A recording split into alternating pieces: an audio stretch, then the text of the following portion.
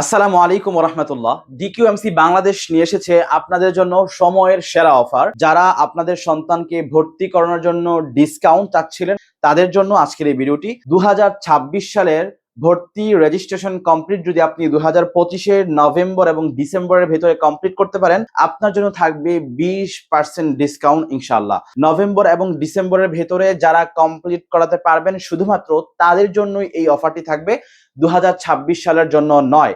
এই অফারটি 2026-এর রেজিস্ট্রেশন যারা এই 2 মাসে কমপ্লিট করবেন শুধুমাত্র তাদের জন্য।